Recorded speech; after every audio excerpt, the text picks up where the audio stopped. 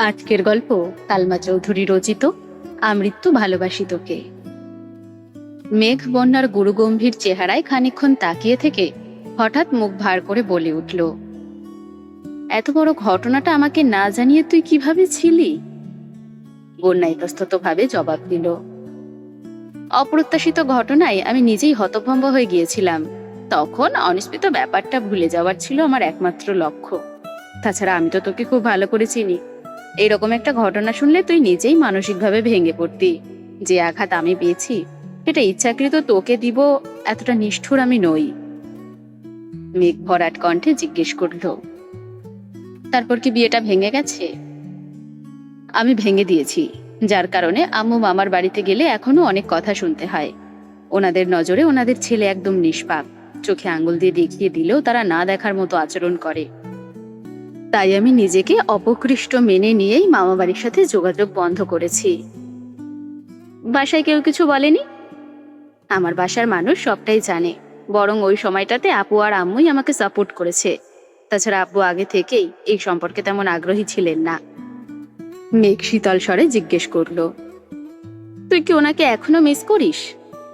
বন্যা মেঘের দিকে তাকিয়ে ফিক করে হেসে বলল, প্রয়োজনে দুর্বাঘাসে ফাঁস দিব, তবুও দুশ্চরিত্রা বেটাকে মিস করব না। মেঘ আর বন্যা দুজনেই হাসছে। এর মধ্যে মিম পেছন থেকে শক্তপোক্ত গলায় বলে উঠল, বন্যাপু, তুমি দুর্বাঘাসে ফাঁস কেন নিবা? মেঘ আর বন্যা দুজনে একসঙ্গে ঘুরে তাকালো। বন্যা হেসে বলল, আরে মজা করছিলাম। মিম বলল, আম্মু তোমাদের ডাকছে, চলো। তিনজন একসঙ্গে নিচে আসছে। বন্যা সচরাচর মেঘদের বাসায় আসে না। হঠাৎ আসলে তার জন্য বাহারি নাস্তার আয়োজন করা হয়। আজও তার ব্যতিক্রম হয়নি। বন্যা অল্প নাস্তা করে মেঘের সাথে সোফায় বসে গল্প করছে। এমন সময় তানভীর বাসায় আসছে। বন্যাকে দেখে ভ্রুকুচকে সূক্ষ্ম নেত্রে তাকিয়ে সোজা নিজের রুমের উদ্দেশ্যে হাঁটা দিল। কয়েকটা সিঁড়ি উঠতেই মেঘ ডাকলো, ভাইয়া। তানভীর আর চোখে তাকিয়ে বলল, বল। খেয়েছো কিছু? না। খেতে দেই? না, খিদে নেই। তানভীর যথারীতি উপরে চলে গেছে। বন্যা ভ্রুকুচকে ভারী কণ্ঠে বলল, তোরা এসব কিভাবে সহ্য করিস? এসব এত অনিয়ম? মেঘ স্বাভাবিক স্বরে বলল, আসলে এখন তুই আছিস যে, তাই লজ্জা পেয়েছে। বন্যা দৃঢ় কণ্ঠে শুধালো, তোর ভাই লজ্জাও পায়? মেঘ কপালে কয়েক স্তর ভাঁজ ফেলে গম্ভীর কণ্ঠে বলল, তোর কি আমার ভাইকে ছেঁচড়া মনে হয়? বন্যা রাশভারী কণ্ঠে বলল, আমার ভুল হয়ে গেছে। তোর ভাইকে নিয়ে কথা বলে বড্ড অন্যায় করে ফেলেছি, আমায় মাফ করে দে। মেঘ মুচকি হেসে বলল, করতে পারি, তবে একটা শর্তে। কি শর্ত? তুই আমার এতটুকু বলেই মেঘ থেমে গেছে। ঢোক গিলে উষ্ণ স্বরে বলল, কিছু না। বন্যা আরো কিছুক্ষণ গল্প করে বেরিয়ে গেছে। মেঘ উপরে যেতেই তানভীর ধীর কণ্ঠে জিজ্ঞেস করল, বন্যা কোথায়? চলে গেছে। তানভীর আস্তে করে বলল, আমায় ডাকতে পারতি, এগিয়ে দিয়ে আসতাম। মেঘ মৃদু স্বরে বলল, আমি বন্যাকে বলেছিলাম, কিন্তু ও বারণ করলো। ও। মেঘ চলে যাওয়ার জন্য পা বাড়িয়ে আবারও থমকে দাঁড়ালো। বন্যার সামনে মেঘ কিছু না বললেও বন্যাকে ভাবি বানানোর সুপ্ত ইচ্ছে এখনো মেঘের মনে বর্তমান।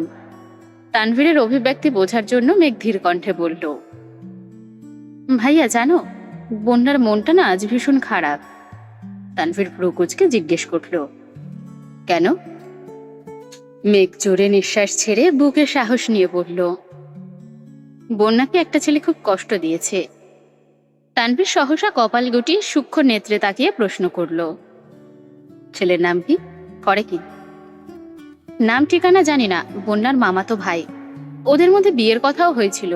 তারপর জানতে পারলো ছেলেটা ভালো না, তাই বিয়ে ভেঙে দিয়েছে। তানভীর গুরুগম্ভীর কণ্ঠে জিজ্ঞেস করল, কবে ভেঙেছে? মেয়ে আনমনেই বলল, এই 3-4 বছর আগে। তানভীর বিরক্তি কণ্ঠে বলল, 4 বছর আগের ঘটনায় আজ মন খারাপ করার কি আছে? অতীত নিয়ে পড়ে থাকলে জীবনে এগোবে কেমন করে? মেঘ মাথা নিচু করে বিড়বিড় করে বলল, আমাকে আজই শেয়ার করেছে। তানভীর স্বাভাবিক কণ্ঠেই বলল, 4 বছর যেহেতু তোকে শেয়ার করেনি, তাহলে তোরও বুঝতে হবে সে এই বিষয়টা ভুলে যেতে চাইছে। তুই এটা নিয়ে কথা বলিস না। অতীত সবার জীবনেই থাকে, আমার জীবনেও আছে। তাই বলে আমি কি এখনো সেসব নিয়ে বসে আছি? মেঘ হুট করে জিজ্ঞেস করলো, ভাইয়া তুমি কি এখন কাউকে পছন্দ করো? তানভীর চাপা স্বরে বলল, সময় হলে তোকে জানাবো। মেঘ নিঃশব্দে হেসে করিডোরে হাঁটছে আর মনে মনে ভাবছে, তুমি কিংবা বন্যা দুজনেই আমার খুব প্রিয়। আমি কাউকে ঠকাবো না। তোমার অতীত যেমন বন্যাকে জানিয়েছি, তেমন বন্যার অতীতও তোমাকে জানালাম। এখন তোমাদের মন পরীক্ষার পালা। তোমাদের মনে অনুভূতি জাগলেই এক করে বিয়ে দেব দুজনকে। কিন্তু কিভাবে করব? আমার আবির ভাই কই? মেঘের শান্ত মন আবারও অশান্ত হয়ে উঠেছে। অস্পষ্ট অভিমান বুকের ভেতর বাসা বাঁধতে শুরু করেছে। সকাল থেকে শুরু করে রাতে ঘুমানোর আগ মুহূর্ত পর্যন্ত অসংখ্যবার আবিরের নাম্বারে কল দেয়। রাতের বেলায় মেঘ মিমের রুমে গেল। মিম তখন পড়ছিল। মেঘ বিছানায় হেলান দিয়ে বসে জিজ্ঞেস করলো, আচ্ছা মিম, বন্যাকে তোর কেমন লাগে? বন্যা আপুকে আমার অনেক ভালো লাগে। এটা নতুন করে বলার কি আছে? মেঘ ধীর কণ্ঠে বলল, এভাবে না, অন্যভাবে। মিম ভ্রুকুচকে প্রশ্ন করলো, অন্যভাবে আবার কিভাবে? আমাদের ভাবি হিসেবে কেমন লাগবে? মিম আঁতকে উঠে বলল, আবির ভাইয়া? মেঘ মিমের মাথায় গাঁটটা মেরে রাগান্বিত কণ্ঠে বলল, আবির ভাইয়া আমার। মিম মাথায় ঘষতে ঘষতে বলল, তানভীর ভাইয়া? হ্যাঁ। মিম মাথা চুলকে আনমনে ভাবছে। মেঘ ফোঁস করে উঠে বলল, এত কি গবেষণা করছিস? মিম চিন্তিত কণ্ঠে বলল, বন্যা আপুকে কি ভাইয়া পছন্দ করবে? মেঘ মৃদুস্বরে বলল, জানি না রে, তবে আমার মনে হচ্ছে কিছু একটা হতেও পারে। মিম উত্তেজিত কণ্ঠে বলল, হলে তো খুব ভালো হবে আপু। বন্যা আপুকে আমার খুব ভালো লাগে, কত সুন্দর করে কথা বলে, আমাদের সাথে মিশে। তাছাড়া ভাইয়ার পাশেও দুজনকে ভালোই মানাবে। আবির বাসায় নিয়ে 1 সপ্তাহ হতে চলল। বাড়ির পরিবেশ থমথমে। কেউ কারোর সাথে তেমন কথা বলে না। সবার ভেতরেই চাপা কষ্ট লুকিয়ে আছে। বিকেলের দিকে হালিমা খান সোফায় বসেছিলেন। ওনাকে দেখে মালিহা খানও এসে বসলেন। হালিমা খানকে এক পলক দেখে শীতল কণ্ঠে জিজ্ঞেস করলেন, তোর কি শরীর খারাপ? হালিমা খান মলিন হেসে জবাব দিলেন, মনটা খুব খারাপ। আবির এখনো বাসায় ফিরছে না। কোথায় আছে, কি অবস্থায় আছে, আল্লাহ ভালো জানেন। মালিহা খান শ্বাস ছেড়ে ভারী কণ্ঠে বললেন, ওদের বাবা ছেলের কর্মকাণ্ডে আমি আর কুলাতে পারছি না। মেঘের আব্বু যেভাবে রাগ দেখায়, আবিরের আব্বুও তেমন রাগ দেখায়। কেউ কিছুই বোঝার চেষ্টা করে না। ছেলেটা এসব কত সহ্য করবে? হালিমা খান গম্ভীর কণ্ঠে বলেন, মেঘের আব্বু কিছুদিন যাবৎ রাতে ঘুমাই না, সারাক্ষণ দুশ্চিন্তা করে। যত বন্ধু আর পরিচিত মানুষ আছে সবাইকে কল দিয়ে আবিরের কথা জিজ্ঞেস করে। মালিহা খান হেসে বলেন, মেঘের আব্বুকে তো আমি চিনি। রাগ দেখানোর সময় কোনো কিছু ভাববে না, অথচ পরে নিজেই সবচেয়ে বেশি দুশ্চিন্তা করবে। অন্যদিকে আবিরের আব্বু সম্পূর্ণ উল্টো। ওনার নিয়ম নীতির বাহিরে গেলেই ওনার সবকিছু এলোমেলো হয়ে যায়। ছেলে, বউ, ভাই, বোন কিছুই দেখে না। সেদিন মেঘের আব্বু চিল্লাচিল্লি করার পরও আবির বেশ শান্ত ছিল, কিন্তু হুট করে ওর আব্বু যখন শুরু করলো, তখন আর সহ্য করতে পারলো না। হালিমা খান অনেকটা সময় নিশ্চুপ থেকে মালিহা খানের দিকে এক পলক তাকিয়ে নীরবতা ভেঙে বললেন, আফা, একটা কথা বলি। মালিহা খান ভ্রু কুঁচকে বললেন, কথার মধ্যে মাপামাপি কবে থেকে শুরু করলি? বল, কি বলবি? হালিমা খান কিছু বলতে চেয়েও থেমে গেলেন। সহসা মৃদু হেসে বললেন, না থাক, কিছু না। কি বলতে চাইছিলি বল না। বাসার নিয়ম নীতি ভুলে অলিক কল্পনায় ডুবেছিলাম। যা কখনো সম্ভব না তা নিয়েই ভাবছিলাম। ঢোক গিলে শান্ত স্বরে আবারও বললেন, রাতে কি রান্না করব? এর মধ্যেই আলী আহমেদ খান আর মোজাম্মেল খান বাসায় ফিরেছেন। মালিহা খান বসা থেকে উঠতে উঠতে আচমকা মেঘ হুড়মুড় করে সিঁড়ি দিয়ে নামছে। চোখ মুখ লাল টকটকে হয়ে আছে। পেছন থেকে তানভীর ডাকছে, বনু শুন, কি হয়েছে বল আমাকে। মেঘের হাতে তানভীরের ফোন। মেঘ নামতে নামতে আলী আহমেদ খান ও মোজাম্মেল খান মেঘের সামনে হাজির। মোজাম্মেল খান গম্ভীর কণ্ঠে জিজ্ঞেস করলেন, কি হয়েছে তোর? তানভীর বলতে বলতে নামছে, কে কল দিয়েছিল বলবি তো? আব্বুকে দেখে তানভীরের গতি থেমে গেছে। প্রদ্ধ শাওয়ার নিয়ে বেরিয়েছে। তানভীরের পরনে লুঙ্গি আর গলায় একটা গামছা ঝোলানো, সম্পূর্ণ শরীর ভেজা। আব্বু আর বড় আব্বুকে দেখেই তানভীর গামছা দিয়ে মাথা মুছতে শুরু করেছে। একটু আগে মেঘ আবিরের খোঁজ নিতে তানভীরের রুমে গিয়েছিল। তানভীর ওয়াশরুমে থাকায় কিছু জিজ্ঞেস করতে পারেনি। হঠাৎ তানভীরের ফোনে কল বাজতে শুরু করে। মেঘ উচ্চস্বরে ডাকে, ভাইয়া, তোমার ফোনে কল আসতেছে। দেখ কে কল দিয়েছে। মেঘ ফোনের স্ক্রিনে তাকায়। অপরিচিত নাম্বার দেখে তেমন পাত্তা দেয়নি। একবার রিং বন্ধ হয়ে গেছে। মেঘ দরজা পর্যন্ত যেতেই আবারও কল বাজতেছে। ওয়াশরুম থেকে তানভীর বলছে, রিসিভ করে বল, আমি ব্যস্ত। মেঘ যথারীতি কল রিসিভ করে বলতে নিল, ভাইয়া এতটুকু বলতেই ওপাশ থেকে সুপরিচিত কণ্ঠস্বর ভেসে আসলো, তানভীর, আমি আবির। মেঘ আর আবির দুজন একসঙ্গে কথা বলায় অকস্মাৎ দুজনই থেমে গেছে। মেঘ উত্তপ্ত কণ্ঠে ডেকে উঠল, আবির ভাই। ততক্ষণে আবির কল কেটে দিয়েছে। এমন সময় তানভীরও ওয়াশরুম থেকে বের হয়েছে। মেঘের হাতের কম্পন দেখে ধীর কণ্ঠে শুধালো, কে কল দিয়েছিল? মেঘ উত্তর না দিয়েই রুম থেকে দৌড়ে বেরিয়ে আসছে। মেঘের চোখ মুখ দেখে আলী আহমেদ খান প্রশ্ন করলেন, কিছু হয়েছে? মেঘ অতর্কিতে ভেজা কণ্ঠে বলে উঠল, এইমাত্র ভাইয়ার ফোনে আবির ভাই কল দিয়েছিল, আমার কণ্ঠ শুনে কল কেটে দিয়েছে। তানভীর ভারী কণ্ঠে শুধালো, কি, ভাইয়া কল দিয়েছিল? আলী আহমেদ খান সহ সবাই তানভীরের দিকে সন্দেহের দৃষ্টিতে তাকিয়ে আছে। তানভীর সবাইকে এক পলক দেখে সহসা বলল, আমার সাথে ভাইয়ার সত্যিই যোগাযোগ নেই, আমি জানি না কিছু। তানভীর নেমে এসে মেঘের হাত থেকে ফোন নিয়ে নাম্বারটা চেক করতে লাগলো। মেঘ 2 সিঁড়ি উঠে তানভীরের ফোনের দিকে তাকিয়ে আছে। তানভীর কল ডিটেলস বের করে মেঘকে উদ্দেশ্য করে বলল, দেখ তো আমার সাথে কথা হয়েছে কিনা। তাছাড়া আমার সাথে যদি ভাইয়ার যোগাযোগ থাকতোই তাহলে আমি এত খোঁজাখুঁজি কেন করতাম? আলী আহমেদ খান ভারী কণ্ঠে বললেন, তোমার সাথে আবিরের যোগাযোগ আছে কি নেই সেটা আমার জানার প্রয়োজন নেই। তুমি এই মুহূর্তে আমাদের সামনে আবিরকে কল দিবা। তানভীরের হাত কাঁপছে। ভয়ে ভয়ে ডায়াল করলো সেই নাম্বার। মোজাম্মেল খানের কথা মতো কল লাউড স্পিকারে দিয়েছে। প্রথমবার কল রিসিভ হয়নি। দ্বিতীয়বার কল রিসিভ করে আবির গুরুভার কণ্ঠে বলল, কিছু বলবি? আবিরের কণ্ঠস্বর শুনে মেঘের বুক কাঁপছে, 2 চোখ ছলছল করছে। আব্বু, বড় আব্বু, আম্মুরা সামনেই দাঁড়ানো, তাই বারবার ঢোক গিলে মেঘ নিজেকে শান্ত রাখার চেষ্টা করছে। তানভীর সহসা বলল, ভাইয়া, কোথায় তুমি? তানভীরের কণ্ঠ শুনে আবির কিছুটা থতমত খেল। কয়েক মুহূর্ত পর দৃঢ় কণ্ঠে উত্তর দিল, আছি। আলী আহমেদ খান অত্যন্ত গুরুভার কণ্ঠে বলে উঠলেন, ওকে বলে দাও যেখানেই আছে আজকের মধ্যে বাসায় ফিরতে। প্রজেক্টের দায়িত্ব যেমন নিয়েছে সেই দায়িত্ব সঠিকভাবে পালন তাকেই করতে হবে। রাগ জেদ দেখিয়ে আমার কোম্পানির ক্ষতি করবে তা আমি কখনোই সহ্য করব না। তানভীর শক্ত কণ্ঠে বলল, শুনছো? হ্যাঁ। মোজাম্মেল খান এবার রাশভারী কণ্ঠে বললেন, শুধু শুনলেই হবে না, যেখানেই আছো রাত 10টার মধ্যে বাসায় আসবে। আচ্ছা। আলী আহমেদ খান ও মোজাম্মেল খান নিজেদের রুমে চলে গেছেন। মালিহা খান আর হালিমা খান তানভীরের ফোন নিয়ে হাহাকার শুরু করে দিয়েছেন। মেঘ সিঁড়ির সাথে ঠেস দিয়ে নিস্তব্ধ হয়ে দাঁড়িয়ে আছে। আবিরের সাথে কথা শেষ করেই মালিহা খান নিজের রুমে গেলেন। আলী আহমেদ খান বিছানায় হেলান দিয়ে বসে আছেন। মালিহা খান কপট রাগ দেখিয়ে বললেন, ছেলেটা রাগ করে বাসা থেকে চলে গেছে, 1 সপ্তাহ ধরে বাসায় ফিরছে না, তার সাথে আপনার এই ব্যবহারটা না করলে হতো না?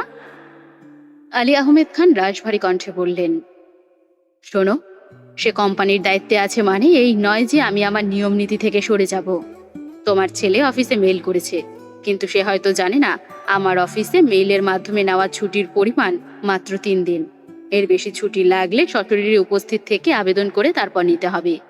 কিন্তু তোমার ছেলে সেই কাজও করেনি। তারপরও আমি 3 দিন ছাড় দিলাম।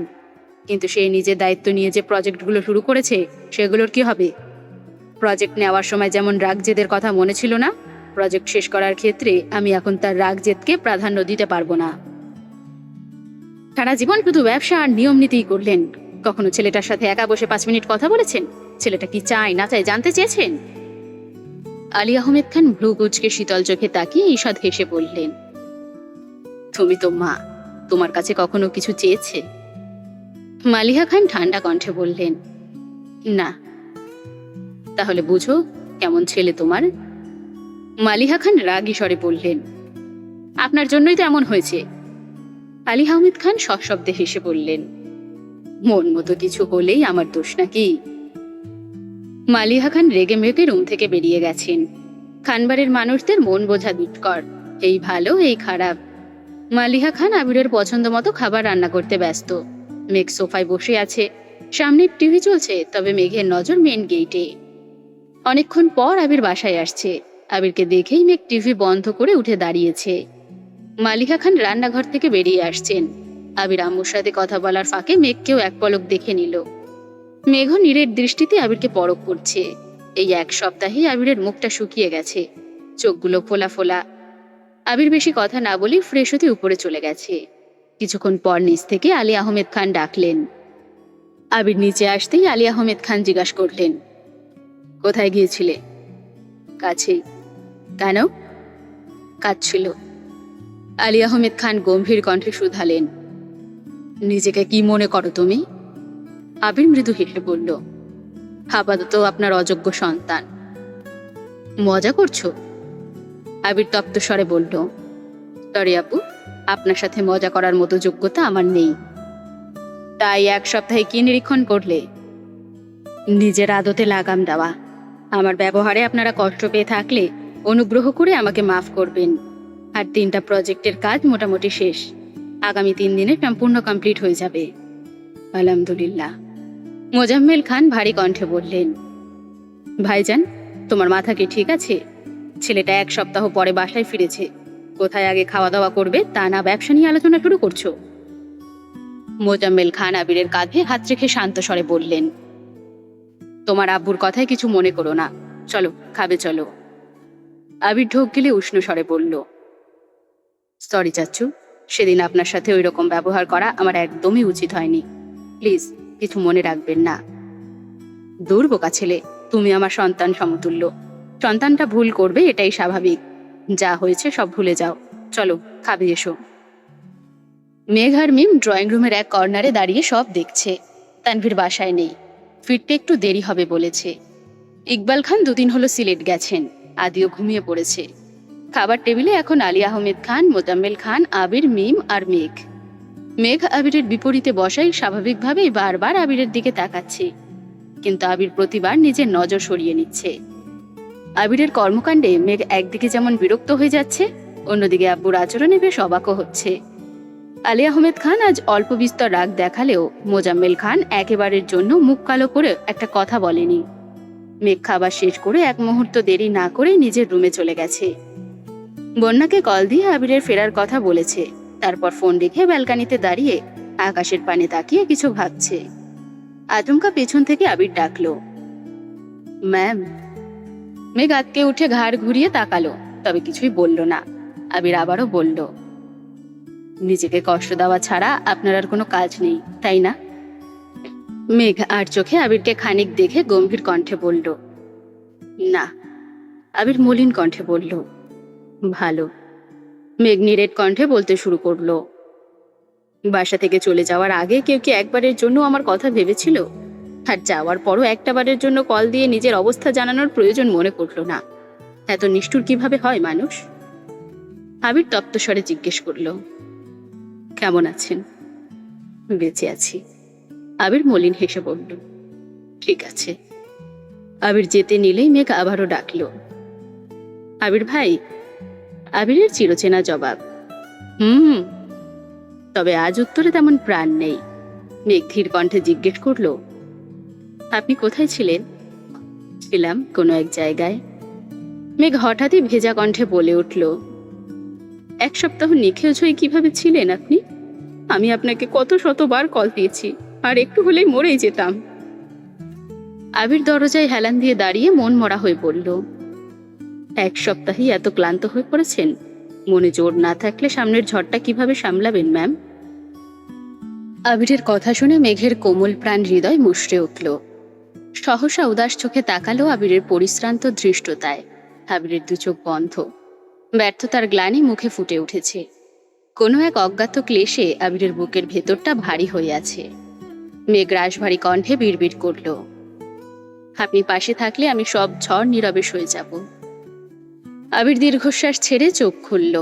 এক পলক মেঘের দিকে তাকিয়ে কোমল কণ্ঠে বলল, নগর জুড়ে বৃষ্টি নামুক, আমায় সুরে ভাসিয়ে ফেলুক, তবুও সহিষ্ণুতাই তোকে পরিপূর্ণ রাখুক। আবির মাথা নিচু করে চলে যাচ্ছে। মেঘ মুখ ভার করে বারান্দায় দাঁড়িয়ে জানালা দিয়ে আবিরের দিকেই তাকিয়ে রইল। সময় যত এগুচ্ছে পরিস্থিতি ততই বেসামাল হচ্ছে। মনের আড়ালে জমে থাকা সুপ্ত অনুভূতিগুলো বিষাক্ত হতে শুরু করেছে। সপ্তাহ কেটে যাচ্ছে। আবিরের ভাব গতিতে এসেছে বিশাল পরিবর্তন। বাসায় ফেরার পর থেকে আবির একদম নিশ্চুপ হয়ে গেছে। আব্বু চাচুদের সাথে কোনো প্রকার কথা বলে না, এমনকি ঠিকমতো বাসায়ও ফেরে না। 3টা প্রজেক্ট শেষ হয়েছে, বাকি 2টোর কাজ একা হাতে সামলাচ্ছে। কখনো রাত 2-3টায় বাসায় ফিরে, কখনো বা ফিরেও না। মেঘ দিনে কয়েকবার কল দিয়ে আবিরের খোঁজ নেয়, তবে ইদানিং আবির মেঘের সাথেও তেমন কথা বলে না। সবসময় দায়সারা ভাব নিয়ে কথা বলে। মেঘ কিছু জিজ্ঞেস করলে শুধু উত্তর দেয়, নিজে থেকে কিছুই বলে না। মেঘও কিছুদিন যাবৎ বিষয়টা খেয়াল করছে।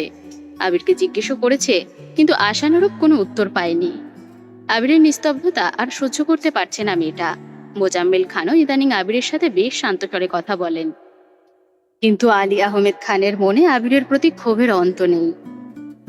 আজ সকালে খাবার টেবিলে সবার উপস্থিতিতে আলী আহমেদ খান আবিরকে উদ্দেশ্য করে বলে উঠলেন, তোমার যে আগামীকাল ফ্লাইট, এটা কি সবাই জানে? বড় আব্বুর মুখ থেকে এমন প্রশ্ন শুনে মেঘ অতর্কিতে চোখ বড় করে তাকালো। আবির এক নজর মেঘকে দেখে গম্ভীর স্বরে পড়ল, না, এখনো বলা হয়নি। মালিহা খান কথাটা শোনা মাত্রই রান্নাঘর থেকে বেরিয়ে আসতে আসতে উদ্বিগ্ন কণ্ঠে জিজ্ঞেস করলেন, কিসের ফ্লাইট? আলী আহমেদ খান মেকি স্বরে বললেন, কেন, তোমার আদরের ছেলে তোমাকে কিছু জানায়নি? মালিহা খান ভারী কণ্ঠে প্রশ্ন করলেন, আবির, কিছু বলছিস না কেন? আবির মাথা নিচু করে গাম্ভীর্যের স্বরে জবাব দিল, একটা প্রজেক্টের কাজে কয়েক মাসের জন্য দেশের বাইরে যেতে হবে। অপ্রত্যাশিত বাক্য কর্ণকুহরে প্রবৃত্ত হওয়া মাত্রই মেঘের সবকিছু এলোমেলো হয়ে যাচ্ছে। আখি যুগল পূর্বের তুলনায় আরো বেশি প্রশস্ত হয়ে গেছে। বুকের ভেতর কালবৈশাখী ঝড় শুরু হয়েছে। মনে হচ্ছে মেঘের হৃদয়ের উষ্ণ অনুভূতিরা মেঘের গলা চেপে ধরেছে। নিঃশ্বাস নিতে পারছে না। বুকের ভেতরের তোলপাড় চোখে মুখে ফুটে উঠতে বেশি সময় লাগলো না। মেঘের দৃষ্টি নিরেট, চোখে নেই কোনো লুকোচুরি, ভ্রুযুগল কুঁচকে আছে, দৃষ্টি জুড়ে আহাজারি দুচোখ ছলছল করছে। মালিহা খান আর্তনাদ করে উঠলেন, পড়াশোনার নাম করে 7টা বছর দূরে ছিলি, কিচ্ছু বলিনি আমি, আর সহ্য করতে পারবো না, কোথাও যাবি না তুই।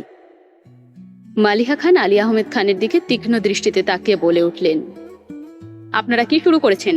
ব্যবসার নাম করে প্রতিনিয়ত আমার ছেলেটার সাথে যা তা আচরণ করছেন। আমার ছেলে কোথাও যাবে না, টাকা পয়সার প্রয়োজন নেই, আমি চাই আমার ছেলে আমার চোখের সামনেই থাকুক। আলী আহমেদ খান রাশবাড়ী কণ্ঠে বললেন, আমি তোমার ছেলেকে জোর করিনি, তোমার ছেলে নিজে বুঝে শুনে প্রজেক্ট নিয়েছে। তাছাড়া এই সিদ্ধান্ত আরো 4-5 মাস আগেই নেওয়া হয়েছে। তোমার ছেলে বাসায় কাউকে বলতে বারণ করেছিল, তাই বলিনি। আগামীকাল ফ্লাইট, এজন্য বাধ্য হয়েছি বলতে। মালিহা খান রাগান্বিত কণ্ঠে বলে উঠলেন, তোর আব্বু কি বলছে আবির? আবির মায়ের হাতে হাত রেখে শীতল কণ্ঠে বলল, মাত্র কয়েক মাসের ব্যাপার আম্মু, এবার তোমার দীর্ঘ অপেক্ষা করতে হবে না, কথা দিচ্ছি। আবিরের ভেজা কণ্ঠের কথা শুনেও মালিহা খান নিজেকে সামলে নিতে পারলেন না। কান্নারত কণ্ঠে বললেন, তোদের যা ইচ্ছে কর, আমি আর কাউকে কিচ্ছু বলবো না। মালিহা খান নিজের রুমে চলে গেছে। হালিমা খান আর আকলিমা খানও সেদিকেই ছুটলেন। সবাই ঘাড় ঘুরিয়ে মালিহা খানের রুমের দিকে তাকিয়ে আছে, অথচ মেঘের নজর আবিরের অভিমুখে। আশপাশের ভ্যাপসা গরমে মেঘের শরীর ঘেমে যাচ্ছে, তবুও ভাতের প্লেটে হাত রেখে নিস্তব্ধ হয়ে চেয়ে আছে। আবির মেঘকে দেখে সেকেন্ডের মধ্যে চোখ নামিয়ে নিয়েছে। গত 1 সপ্তাহ যাবৎ আবির মেঘের চোখে চোখ রাখতে পারে না। সামনাসামনি দেখা হলেও মাথা নিচু করে পাশ কাটিয়ে চলে যায়। তাছাড়া যথাসম্ভব বাসা থেকে দূরেই থেকেছে। আজও আবির সেই চোখে তাকাতে পারল না। ওই 2 চোখে তাকালেই আবির আবারও বিধ্বস্ত হয়ে যাবে। যখন থেকে প্রজেক্ট বিষয়ে কথা হয়েছে, তখন থেকেই আবির মেঘকে অল্প বিস্তর বোঝাতে শুরু করেছে। সরাসরি না বললেও কৌশলে অনেকবারই বুঝিয়েছে। যেই মেহনাজের প্রতি আবিরের এক রাশ আক্রোশ ছিল, যারা মেঘের আশেপাশে ভিড়লেও আবিরের মেজাজ গরম হয়ে যেত, সেই মিহনাজদের সাথে জোরপূর্বক মেঘের সম্পর্ক ঠিক করার চেষ্টা করেছে, যাতে আবিরের অবর্তমানে নিজেকে নিঃসঙ্গ মনে না হয়। মেঘকে সর্বক্ষণ সহিষ্ণু আর ধৈর্যের কথা বলে এসেছে। আলী আহমেদ খান হঠাৎ ভনিতা না করে জিজ্ঞেস করেন, আবির, তুমি কি কোনো বিষয়ে কিছু বলতে চাও? আবির শটান দাঁড়িয়ে জল শক্ত করে জবাব দিল, না, আমার কিচ্ছু বলার নেই। আবির বেসিন থেকে হাত ধুয়ে সরাসরি আম্মুর রুমে চলে গেছে। একে একে সবাই খাওয়া শেষ করে উঠে যাচ্ছে, অথচ মেঘ তখনও থম মেরে বসে আছে। মেঘের নীরবতায় চারপাশ স্তব্ধ হয়ে আছে। তানভীর এক পলক মেঘকে দেখে কিছু না বলেই উঠে গেছে।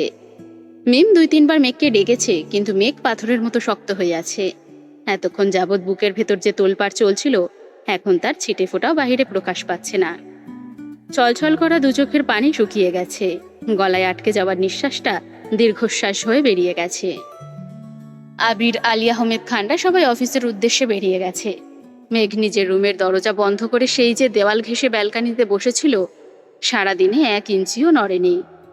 সূর্যের প্রখর উত্তাপ নীরবে সহ্য করে নিয়েছে, আর মনে মনে আবিরের কথা ভাবছে। আবির বলেছিল, কাউকে অনেক বেশি সহিষ্ণু হতে হবে। মেঘ সেদিনই কোনো এক ঝড়ের আশঙ্কা করেছিল, তবে সেই ঝড়টা যে তাকে প্রস্তরে পরিণত করে ফেলবে সেটা বুঝতে পারেনি। মেঘের ফোনে একের পর এক কল বাজছে। মিম কিছুক্ষণ পর দরজায় এসে ডাকছে, কিন্তু মেঘ ব্যালকনি থেকে একবারের জন্য উঠছে না। সরাসরি রোদের প্রখরতা কখনোই সহ্য করতে পারে না মেয়েটা। অল্পতেই মাথা ব্যথা শুরু হয়ে যায়, অথচ আজ দিব্যি ঘন্টার পর ঘন্টা বসে আছে। মাথা ব্যথা অনুভব করার মতো শক্তি পর্যন্ত অবশিষ্ট নেই। রুমে এসে ফোন হাতে নিয়েই দেখলো আবিরের নম্বর থেকে অনেকগুলো কল আসছে। অন্য সময় আবিরের নম্বর থেকে একটা কল আসলেই আনন্দে মেঘের মন নেচে উঠত, অথচ আজ এতগুলো কল আসার পরেও চোখে কোনো উজ্জ্বলতা নেই। শুকনো ঠোঁটে হাসির রেশ মাত্র নেই। কান্নায় মেঘের বুক ভেঙে আসছে, তবুও কাঁদতে পারছে না। এমন সময় আবির আবারও কল দিয়েছে। মেঘ কাপা কাপা হাতে রিসিভ করে কানে ধরতেই ওপাশ থেকে আবিরের হুঙ্কার আসলো, তুই কি আমাকে বাঁচতে দিবি না? আবিরের এমন হুঙ্কারে মেঘ অপ্রস্তুত হয়ে গেছে। দীর্ঘ সময় নিশ্চুপ থাকায় মেঘের গলা দিয়ে কোনো আওয়াজই বের হচ্ছে না। আবির গম্ভীর কণ্ঠে আবারও বলল, আমি মারা গেলে শান্তি পাবি? মেঘ গলা ঘাকারি দিয়ে আর্তনাদ করে উঠল, বাজে কথা বলবেন না প্লিজ। আবির নিচু স্বরে বলল, এতগুলো কল দিলাম, একবারের জন্য রিসিভ করার প্রয়োজন মনে করলি না? সেটা কি ঠিক? মেঘ আমতা আমতা করে বলল, ফোনের কাছে ছিলাম না। কোথায় ছিলিস? মেঘ নিশ্চুপ। আবির কিছুক্ষণ নীরব থেকে আবারও প্রশ্ন করল, দুপুরে খেয়েছিস? না। আবির শক্ত কণ্ঠে বলল, তোকে 1 ঘন্টা সময় দিচ্ছি, এর মধ্যে যাবতীয় কাজ শেষ করে একেবারে রেডি হয়ে বাসা থেকে বের হবি, আমার জন্য অপেক্ষা করতে না হয়। মেঘ ভনিতা ছাড়াই বলল, আমি বের হব না। আবির খানিকটা রাগী স্বরে বলে উঠল, আমি সিদ্ধান্ত চাইনি মেঘ, তোকে 1 ঘন্টার মধ্যে আমার সামনে দেখতে চাইছি। মেঘ আর কিছু বলতে পারল না। তীব্র অনিচ্ছা সত্ত্বেও 1 ঘন্টার আগেই বাসা থেকে বেরিয়ে রিকশায় করে রওনা দিল। বাসায় একমাত্র মিমকে বলে বেরিয়েছে। মালিহা খান সারাদিন কান্নাকাটি করে ঘুমিয়েছেন। হালিমা খান সেখানেই বসে আছেন। আকলিমা খান আদিকে ঘুম পাড়িয়ে নিজেও ঘুমিয়েছেন। মেঘ কিছুটা সামনে এগোতেই আবিরকে দেখল। মেঘকে দেখেই আবির জিজ্ঞেস করল, কে আসছিস? মেঘ উপর নিচ মাথা নাড়ালো। পশ্চিমা আকাশ সূর্যের রক্তিম আভায় ছেয়ে আছে। আবির যথারীতি মেঘের পাশে রিকশাতে বসল।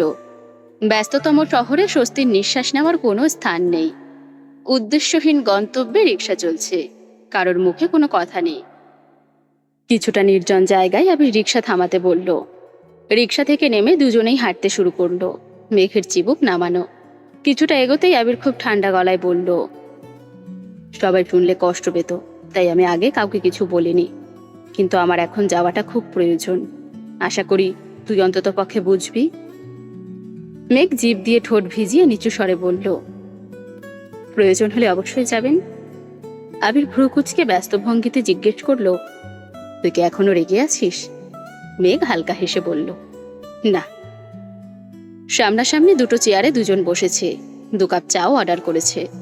আবিরের চোখ মাটিতে স্থির হয়ে আছে। মেঘের চোখের দিকে 1 সেকেন্ডের জন্য তাকাতে পারছে না। মেঘ এক দৃষ্টিতে তাকিয়ে শান্ত স্বরে জিজ্ঞেস করল, আপনার কি শরীর খারাপ? আবির চোখ মুখ মুছে ঠিক করে বসলো। ধীরে ধীরে এপাশ ওপাশ মাথা নেড়ে কাঁধ উছিয়ে শীতল কণ্ঠে বলল, চল উঠি। আবিরের অস্বস্তি বুঝতে পেরে মেঘ আর কিছু বলল না। কাপে তখনও অর্ধেক চা আছে, সেভাবেই কাপ রেখে দিয়েছে। মেঘের মন ভালো করতে বাসা থেকে বের করে এনেছিল আবির, অথচ বুকের ভেতরের হাহাকার নিজেই অস্বস্তিতে পড়ে গেছে। সময় নষ্ট না করে মেঘকে নিয়ে সরাসরি শপিং করতে গেল। বেশ কয়েকটা শপ ঘুরে মেঘের জন্য একটা স্মার্ট ওয়াচ নিয়েছে। ফোনের সাথে কানেক্ট করে মেঘের হাতে পরিয়ে দিতে দিতে গুরুভার কণ্ঠে বলল, আজকের পর থেকে ঘুম আর গোসল ব্যতীত সর্বক্ষণ এটা পড়ে থাকবি। তোর অবহেলায় আমার একটা কল যদি মিস হয় তারপর বোঝাবো। মেঘ নীরবে চোখ তুলে তাকাতেই আবিরের সাথে দৃষ্টি বিনিময় হলো। অতর্কিতেই আবির নিজের চোখ নামিয়ে নিয়েছে। মেঘ ভ্রুকুচকে বলল, ওখানে গেলে কি আপনার আমার কথা মনে থাকবে? আবির চটজলদি বলে উঠল, মনে থাকবে না কেন? মেঘ উত্তর না দিয়ে উল্টে প্রশ্ন ছুটল, বাসায় যাব না? আবির ভ্রুকুচকে দীর্ঘশ্বাস ছেড়ে বলল, কেবল আজকের রাতটাই, কাল থেকে হুঠার জোর করার মতো কেউ থাকবে না, তুই তোর মতো থাকতে পারবি। মেঘ চোখ গোল গোল করে তাকালো। ততক্ষণে আবির সামনে চলে গেছে। মেঘ পিছু পিছু হাঁটতে শুরু করলো। টুকিটাকি কেনাকাটা শেষে বেরিয়েছে। আজ কারো মুখেই তেমন কথা নেই। অনেকটা সামনে এগোতেই দেখলো মেলা চলছে। সন্ধ্যার পরপর রাস্তায় বেশ ভিড় জমেছে। আবির মেঘের ডান হাতটা শক্ত করে ধরে রেখেছে। মেঘ উদাস ভঙ্গিতে আশেপাশের মানুষজন দেখছে। কত কত কাপল ম্যাচিং শাড়ি পাঞ্জাবি পরে ঘুরছে, একসঙ্গে বসে খাচ্ছে। এসব দেখে মেঘের বুক খুঁড়ে দীর্ঘশ্বাস বেরিয়ে আসলো। আচমকা তাকালো হাতের দিকে। নিজের অজান্তেই মুচকি হেঁটে বলল, নিয়তির নির্দয়তার নিমিত্তে এই মানুষটা আমার হয়েও আমার নয়। মেঘের আনমনে আশেপাশে তাকানো দেখে আবির স্বাভাবিক কণ্ঠে বলল, মেলায় যাবি? মেঘ ডানে বামে মাথা নেড়ে সঙ্গে সঙ্গে মুখেও বলল, যাব না। আবির মৃদু হেসে সামনে থেকে দুটো টিকিট কেটে মেঘকে নিয়ে ভেতরে ঢুকলো। মানুষের ভিড়ে পা ফেলার জায়গা নেই। আবির অতি সন্তর্পণে মেঘকে নিয়ে ভেতরে ঢুকলো। বাসায় এত এত কাচের চুড়ি থাকা সত্ত্বেও মেঘ একটা দোকানে দাঁড়িয়ে নতুন ডিজাইনের কাচের চুড়ি দেখছে। মেঘের চুড়ির প্রতি কৌতূহল দেখে আবির খুব যত্ন সহকারে চুড়ির ভেতর 3 আঙ্গুল ঢুকিয়ে ঢুকিয়ে পরীক্ষা করে সুন্দর ডিজাইনের 3 সেট চুড়ি মেঘের দিকে এগিয়ে দিয়ে বলল, এইগুলো দেখ। মেঘের হাতে অলরেডি সেম ডিজাইনের 1 সেট চুড়ি। আবির সেটা হাতে নিয়ে পরীক্ষা করে বলল, এগুলো তোর হাতে বড় হবে, ওইগুলো পর। মেঘ অবিশ্বাস্য দৃষ্টিতে তাকিয়ে তপ্ত স্বরে বলল, কে বলেছে বড় হবে? এগুলো ঠিকঠাক মতো লাগবে। আবির মলিন হেসে বলল, ওয়েট। আবির 2 সেট চুড়ি খুলে আলতোভাবে মেঘের 2 হাতে পরিয়ে দিচ্ছে। বড় চুড়িগুলো ডান হাতে পরিয়েছে। মেঘ অপলক দৃষ্টিতে নিজের হাতের দিকেই তাকিয়ে আছে। আবির চুড়ি আগে গিফট করলেও এই প্রথমবার নিজের হাতে পরিয়ে দিচ্ছে। চুড়ি পরানোর শেষে মেঘ 2 হাত নাড়িয়ে দেখতে লাগলো। আবিরের দেওয়া চুড়ির সেট খুব সুন্দর মতো লেগেছে। অন্যটা একটু বড় হওয়ায় মনে হচ্ছে খুলে পড়ে যাবে। মেঘ আশ্চর্য নয়নে তাকিয়ে প্রশ্ন করল, আমার হাতে ওই চুড়িটাই লাগবে, এটা আপনি কিভাবে বুঝলেন? আবির 2 চোখ ছোট করে হাসলো। কিছু বলতে গিয়েও থেমে গেল। আশেপাশে তাকিয়ে মেকি স্বরে বলল, থাক, এখানে কিছু না বলি। আবিরের মুখে দুষ্টু হাসি দেখে মেঘ ভ্রু কুঁচকালো। সঙ্গে সঙ্গে তাকালো দোকানের ছেলেটার দিকে। ছেলেটাও কেমন করে হাসছে। বিরক্তিতে মেঘ বলল, চলুন এখান থেকে। আর কিছু নিবি না? এই দোকান থেকে নিব না। ছেলেটা সঙ্গে সঙ্গে মন খারাপ করে বলল, সরি ভাবি, আমি আর হাসবো না, আপনার যা পছন্দ হয় নিন। অপরিচিত এক ছেলের মুখে ভাবি ডাক শুনে মেঘ অপ্রত্যাশিতভাবে তাকালো। পরপর চোখ তুলে তাকালো আবিরের মুখের পানে। আবিরের ঠোঁটে তখনও হাসি লেগেই আছে। মেঘ এক মুহূর্তের জন্য আবিরের যাওয়ার ঘটনা বেমালুম ভুলে গেল। আবিরের হাস্যোজ্জ্বল মুখের পানে তাকিয়ে নিজেও হাসলো। তারপর আদুরে ভঙ্গিতে শুধালো, আর কি নেব? আবির ওষ্ঠযুগল আরো প্রশস্ত করে বলল, হায় রে মেয়ে মানুষ, 1 সেকেন্ডেই সব ক্রোধ গায়েব। মেঘ ফোঁস করে শ্বাস ছেড়ে গম্ভীর কণ্ঠে বলল, ঠিক আছে, চলে যাচ্ছি।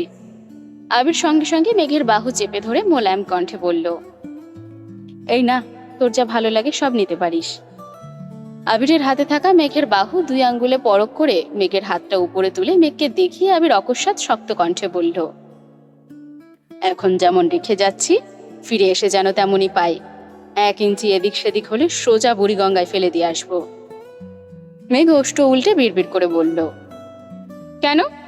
আবির নিরেট কণ্ঠে বলল, আমার বাড়িতে কোনো কঙ্কালের জায়গা হবে না। মেঘ মুখ ফুলিয়ে আবিরের দিকেই চেয়ে আছে। আবির দোকান থেকে 2টো টিকলি হাতে নিয়ে খুব মনোযোগ দিয়ে পরীক্ষা করে একটা মেঘের কপালে ধরে মৃদু হেসে বলল, এটা একদম ঠিকঠাক। বেশ কয়েকটা আংটিও দেখে নিল। মেঘের আঙ্গুলে পরিয়ে পরিয়ে দেখছে।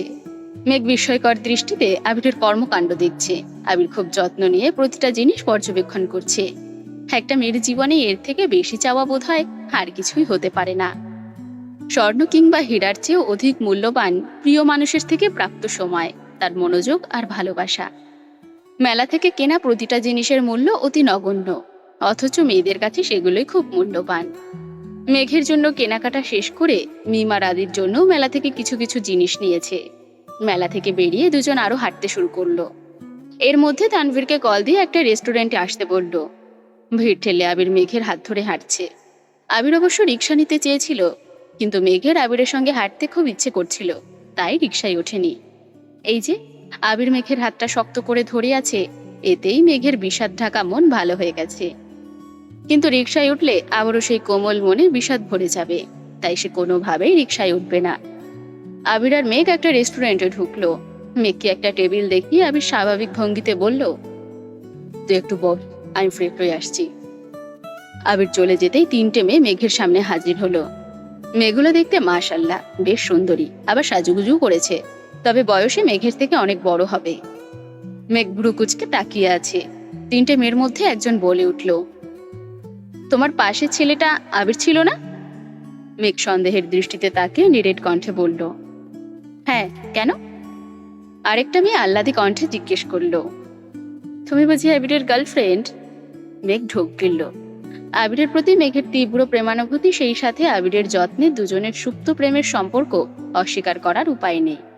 আবির মুখ ফুটে এখনো কিছু না বললেও মেঘ মেয়েগুলোর সামনে ক্লান্ত স্বরে বলল, জি। মেয়েগুলো একজন আরেকজনকে ধাক্কা দিয়ে বলল, বলছিলাম না গার্লফ্রেন্ড, দেখলি তো? মেঘ উদ্বিগ্ন কণ্ঠে প্রশ্ন করলো, আপনারা কারা আর আবির ভাইকে কিভাবে চেনেন? একটা মেয়ে কপাল গুটিয়ে বলল, আবির ভাই ডাকছো কেন? বয়ফ্রেন্ডকে কেউ ভাই ডাকে? মেঘ চিবুক নামিয়ে মৃদু স্বরে বলল, উনি আমার চাচাতো ভাই। কিন্তু আপনারা কারা? এবার মেয়েগুলোর ধাক্কাধাক্কি বেড়ে গেছে। তাদের মধ্যে একজন মিষ্টি করে হেসে বলল, ও আচ্ছা, তুমিই তবে সে যার জন্য আবির কলেজে কোনো দিন কোনো মেয়ের দিকে তাকিয়েও দেখেনি। বাড়িতে পড়ে থাকলে বাইরে পেতনি দেখার তো প্রশ্নই আসে না। মেঘ অবাক চোখে তাকিয়ে আছে। আরেকটা মেয়ে বলে উঠল, আমরা তোমার বয়ফ্রেন্ডের সাথে একই কলেজেই পড়তাম। আজ এত বছর পর হঠাৎ মেলার মধ্যে আবিরকে দেখলাম, তার পাশে তুমি ছিলে। আবিরের যত্ন দেখে সন্দেহ করেছিলাম তুমি নিশ্চয়ই আবিরের প্রেমিকা হবে, তাই শিওর হতে তোমাদের ফলো করে এখান পর্যন্ত চলে এসেছি। বাই দ্য ওয়ে, তুমি খুব লাকি যে আবিরের মতো একজন মানুষ পেয়েছো। আরেকটা মেয়ে চাপা স্বরে বলল, যত্নে রেখো আমার অতীতের ক্রাশকে। মেঘ মোলায়েম কণ্ঠে বলল, জি ইনশাল্লাহ, আপনারা দোয়া করবেন। আচ্ছা এখন আসি। মেঘ উদ্বিগ্ন কণ্ঠে বলল, চলে যাবেন কেন? উনি এখনই চলে আসবে, বসুন আপনারা, আমাদের সাথে ডিনার করুন। মেঘগুলো উদাস ভঙ্গিতে বলল, আবির যদি এসে আমাদের এখানে দেখে নিশ্চিত ভাববে তোমার কাছে উল্টাপাল্টা কথা লাগাচ্ছি। থাক, তোমরা আনন্দ করো, আসি। পাশের মেয়েটা আবারও বিড়বিড় করে বলল, ক্রাশের প্রেমিকাকে দেখেই পেট ভরে গেছে, আজ রাতে কিছু না খেলেও চলবে। যেতে যেতে পাশরজন ধমক দিল, মুখটা বন্ধ রাখতো, মেয়েটা কি ভাবছে কে জানে। মেয়েগুলো রেস্টুরেন্ট থেকে বেরিয়ে গেছে। এর মধ্যে আবির হাত মুখ ধুয়ে চলে এসেছে। টিস্যু দিয়ে হাত মুছতে মুছতে মেঘের দিকে তাকালো। মেঘ তখনও সেদিকে তাকিয়ে আনমনে হাসছে।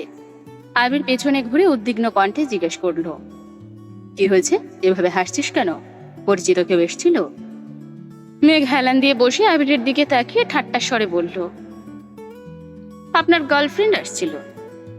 আবির কপালে কয়েক স্তর ভাঁজ হলে প্রখর তপ্ত স্বরে শুধালো, আমার গার্লফ্রেন্ড মানে? মেঘ হেসে আবারও বলল, আহারে, মেয়েটা আপনাকে কত ভালো। বলতেই আবিরের চোখে চোখ পড়ল। আবির অগ্নি দৃষ্টিতে তাকিয়ে শানিত কণ্ঠে বলল, আজে বাজে কথা একদম বলবি না। এমন সময় তানভীর এসে রাগান্বিত কণ্ঠে বলল, সমস্যা কি তোমার? আমার বনুটাকে বকা দেওয়া ছাড়া আর কোনো কাজ নেই তোমার? আবির মুখ পূর্বের মতো গাম্ভীর্যতা রেখেই আবারও বলল, আমাকে বলছিস কেন? তোর বোনকে জিজ্ঞেস কর। তানভীর স্বাভাবিক কণ্ঠে জিজ্ঞেস করল, কি হয়েছে বনু? মেঘ সাফাই দেওয়া স্বরে বলল, এক মেয়ে বলছে আবির ভাই নাকি তার ক্রাশ ছিল, তাই আমি মজা করছিলাম। তানভীর সন্দেহের দৃষ্টিতে তাকিয়ে জিজ্ঞেস করল, কোনটা আসছিল? মেঘ চোখ বড় করে বিস্ময় সমেত তাকিয়ে বলল, কোনটা মানে? কয়জনের ক্রাশ উনি? আবির অকস্মাৎ টেবিলের নিচে তানভীরের পায়ে পা চেপে ধরে অগ্নি দৃষ্টিতে তাকালো। তানভীর মজার ছলেই বলল, আসলে ভাইয়াকে তো অনেক মেয়েই পছন্দ করে, কিন্তু ভাইয়া কাউকে পাত্তা দেয় না। মেঘ মুচকি হেসে বলল, হ্যাঁ জানি। আবির আর তানভীর দুজনেই মেঘের দিকে সূক্ষ্ম নেত্রে তাকিয়ে আছে। কোন মেয়ে এসছিল, কি বলেছে, এইসব ভেবেই দুই ভাই আঁতকে উঠছে। তানভীরের সাথে ইদানিং সম্পর্ক ভালো হওয়ায় মেঘ অনেক কথাই তানভীরের সামনে বলে দেয়, কিন্তু তাই বলে এই না যে প্রেমিকের এক্স ফ্যানের কথাও অতর্কিতে ভাইয়ের সামনে বলতে থাকবে। তিনজন একসাথে খাওয়া দাওয়া করে বেরিয়েছে। আবির তানভীরকে উদ্দেশ্য করে বলল, তুই ওকে নিয়ে বাসায় যা। মেঘ সঙ্গে সঙ্গে জিজ্ঞেস করলো, আপনি বাসায় যাবেন না? তানভীর মিটিমিটি হেসে বাইক স্টার্ট দিতে চলে গেছে। আবির মলিন হেসে বলল, রাকিবদের সাথে দেখা করে বাসায় ফিরবো। মেঘ আস্তে করে বলল, তাড়াতাড়ি ফিরবেন? মেঘ বাসার মেইন গেট পার হতে সবাই এক দৃষ্টিতে মেঘের দিকে তাকালো।